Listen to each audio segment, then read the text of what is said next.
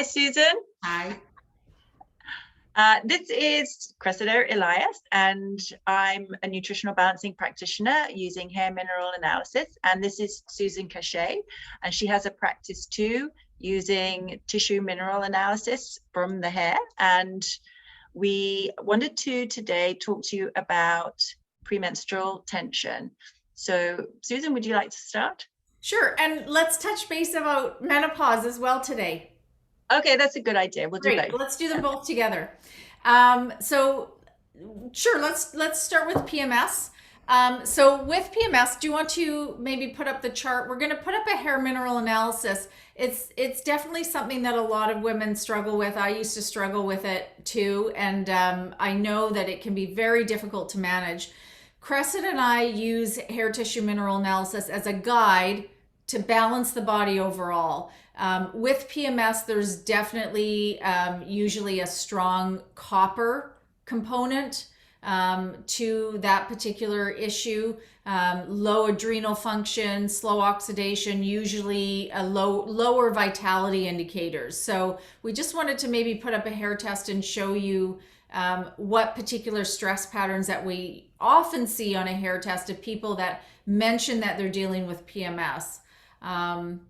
And with designing a program with that in mind, we also can include some other special nutrients that help support the body during that time, such as vitamin B6, which can really help as well. So, let me Okay, just, so I need to allow you to have the screen there. Okay. yeah, I'll just share screen. Okay. One.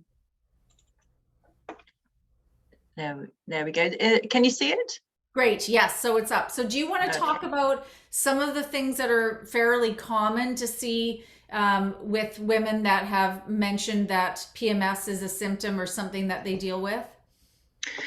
Yes, a lot of women tend to, you can get, before the period, you can get different symptoms such as anxiety, irritability, feeling very wired. And this is a sign of high copper and high estrogen. In fact, the copper and the estrogen work together. And so when the copper goes up, estrogen goes up. And we can often see this on a hair test, not actually on this test. We actually see a low copper, but that doesn't mean that this person doesn't have a copper toxicity issue.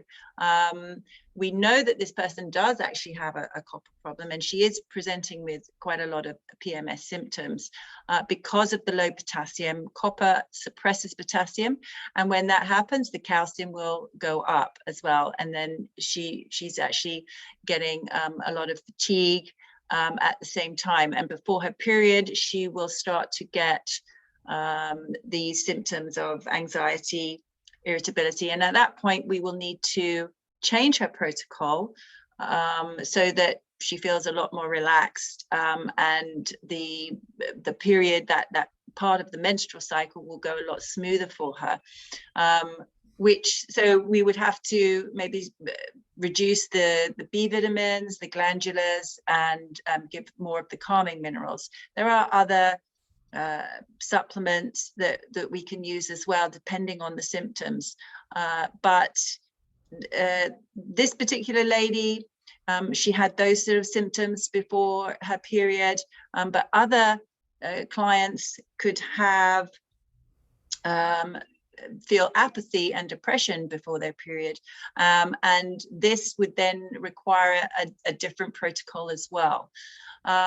Now, as you go along on the protocol that we suggest overall, the nutritional balancing protocol, the body will start to balance out, and the PMS symptoms will start to smooth out, and there shouldn't be this big change of symptoms before the period, after the period, or during ovulation.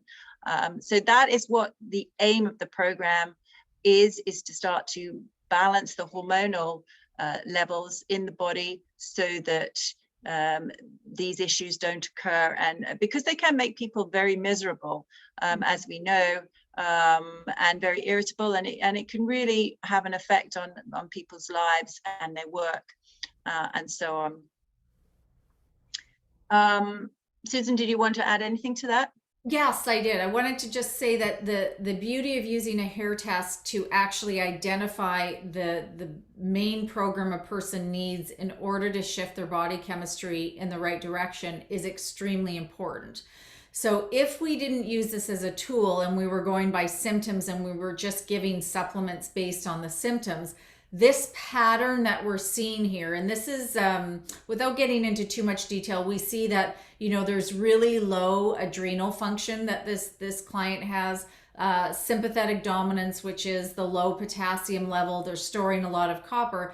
That likely would not change. So if they were going to a practitioner that would just be recommending general supplements to deal with the symptoms, it might reduce the symptoms a little bit, but they're not dealing with the underlying cause. And likely this particular pattern that we're seeing here would remain. So thinking long term, we really want to get a person to a place where they don't need the symptomatic remedies, right? And then they start to need them less and less as the body balances. And when you do that, we can see that on a hair test, things will start to slowly shift, right? Copper will start to release. And oftentimes, on a program, copper for most people releases a number of times. It's not as though we can say, okay, well, I've gotten rid of all my copper. It takes years. And then you think you've gotten rid of it, and then you go through another dump. So it's layer by layer, the body's getting rid of this. So it takes time, but most often we can encourage the body to shift in the right direction. And then after a period of time, people really notice a dramatic improvement with these particular symptoms. And of course, being a very slow oxidizer is another reason for copper accumulating in the body, for PMS occurring. And so those are all underlying factors that are addressed on the program. Yeah, and maybe people are wondering, you know, why copper features so high in our hair tests and when we talk about it. It's because copper accumulates when the zinc is deficient, and we can see here that this lady has quite a low zinc level, and copper will accumulate and cause issues and start to basically poison areas of the body by accumulating in various organs such as the liver, the brain, the thyroid. Okay, and copper does actually have an effect on premenstrual symptoms for women, and particularly for women, it can cause a lot of problems. We can accumulate copper as well through other means, through the environment, through having zinc deficient diets, through stress. As soon as people feel stress, the minerals zinc, magnesium, and calcium do go down, and then of course copper will go up, because that's all part of the mineral balancing system, and the body is constantly trying to compensate and balance to help the body function.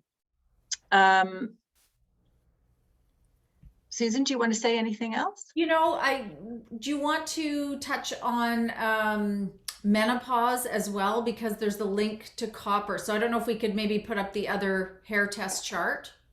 Yeah, unless let's there's do anything that. you wanted to revisit about this, but there are similarities. So when women start to struggle during perimenopause, which a lot of women do, and menopause years, there are some similarities. This is quite a different chart, but the similarities that we see here is the calcium is even higher.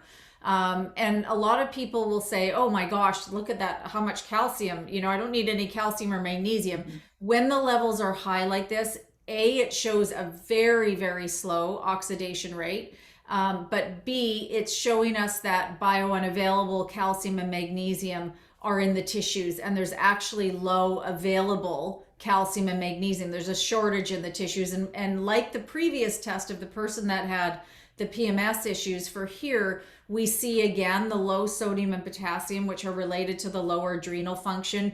We see copper low, But because we know that calcium, high calcium and low potassium are definitely indicators of hidden copper in the body, we know that there's a lot stored, and that's contributing to the menopausal symptoms that this client is having, and the low zinc, right? So common threads that we see during menopause, the adrenal and thyroid are really supposed to take over when the ovary function starts to decline. And so when people are in a place where they don't have strong adrenal thyroid function, glandular function, they're more apt to feel the menopausal symptoms more. And so again, with a program, the goal is always to change these underlying stress patterns. Yes, there are some remedies that can be helpful during menopause, but again, they don't shift these deep rooted patterns. And that's the important thing in terms of looking at health,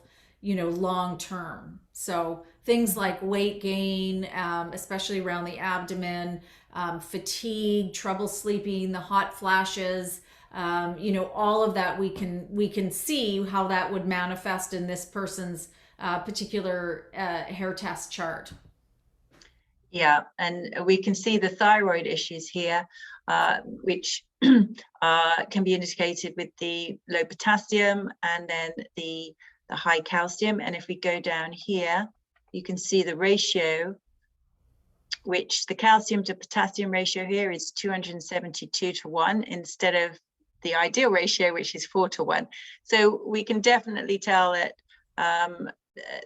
this is causing a lot of issues. And so, like Susan said, the program would be to start to balance this out. So this person would be suggested to take some basic supplements. So a multivit plus some glandulars, and these are all very balanced. And most of the supplements actually come from the lab, which Dr. Eck set up, and he set up all the supplements as well. And they're very balanced in specific ratios between the different minerals, and to get a change on the hair test, so that, and you will be able to see in retest the improvements. So we love the supplements that the lab has created, and they work very well for us. And if we go down a little, this is a first test. We can also see the adrenal ratio is actually very, very weak.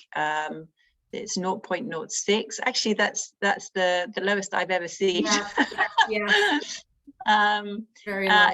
Even mine started off at 0.13. So mine was pretty low to start with. Yeah. But yeah, so she must be feeling a lot of fatigue, and therefore at 57, I think she is. Yes,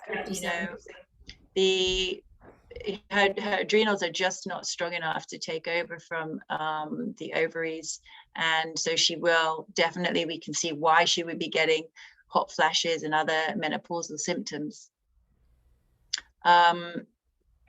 I think we can see here as well, what may be causing some of the issues and causing some of the slow thyroid and adrenal weakness.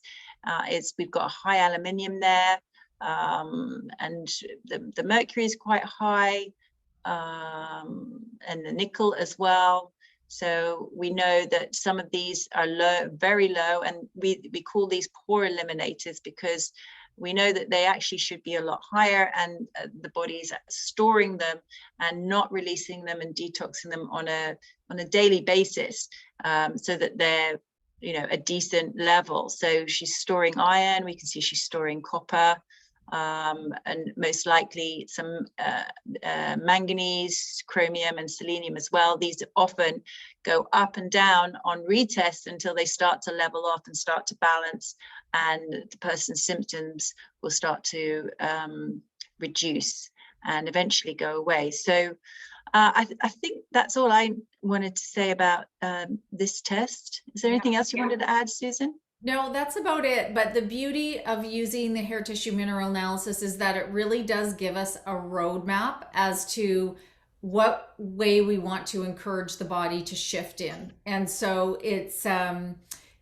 takes the guesswork out of it. And I know Dr. Paulek used to just be appalled that people would just go and take random supplements and thinking, you know what? Yeah, you might feel good for a week or two, and then it starts pushing your body into a direction that, you know, is not a good direction to go in. And so this takes the guesswork out of it. And you know that, you know, even if we're including some remedies temporarily when you're starting the program, that your body, you're on a program that's moving your body into the direction where it's really working on resolving these particular stress patterns. So you know, for PMS, for menopause, you know, for anything actually, because we work on balancing the body. If you're interested in getting more information, or if you're interested in hair tissue mineral analysis, our information will be below this video, and you can just contact us and let us know, and we're happy to chat with you more about it. Great. Thanks, Susan. Okay, thanks. Bye.